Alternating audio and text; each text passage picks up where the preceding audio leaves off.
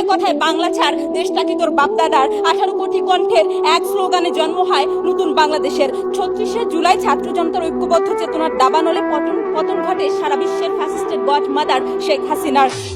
নাগরিক সচেতনতার এক দফায় 15 বছরের গুম খুন লুট ভোট চুরি কুশীলবরা লেজ গুটিয়ে পালাতে বাধ্য হয়। 18 কোটি কণ্ঠের এক স্লোগানে জন্ম হয় নতুন বাংলাদেশের। তখন আমরা বিশ্বাস করি মাননীয় স্পিকার, ভোটের অধিকার বলুন, রাষ্ট্র সংস্কার বলুন, জুলাইয়ের চেতনার বাতিঘর, সমস্ত চেতনার বাতিঘর আপনি আমি আমরা আমাদের মধ্যে নিহিত। যে কথাটি আমরা আজকে সংসদে বারবার বলছি মাননীয় স্পিকার, আমার ব্যাটার মারলু কেন?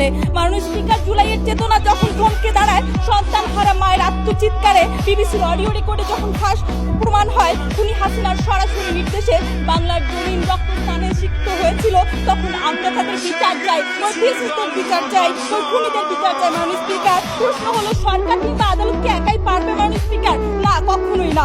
এজন্য দরকার আপনার আমার সকলের জুলাই দাবানলের মতো ঐক্যবদ্ধ স্লোগান। আমার ভাই কবরে, খুনি কেন বাহিরে?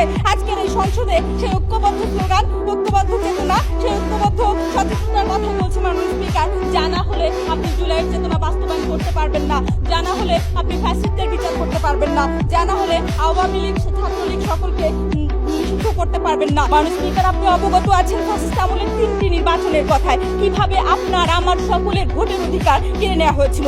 2014-এর বিনা ভোটের নির্বাচন, 2018-র রাতের ভোটের নির্বাচন, 2024-এ আমির নির্বাচন। মাননীয় স্পিকার, আমরা বিচার চাই আজকে ওই নির্বাচন কমিশনের, আজকে আমরা বিচার চাই ওই নির্বাচন জড়িত অপরাধীদের, পুলিশ প্রশাসন সকলের, যাতে করে আর কেউ আমার আপনার ভোট কেড়ে নিতে পারবে না, যাতে করে মাননীয় স্পিকার কেউ খুশিতে বা ঠেলায় ভোট দিতে পারবে না।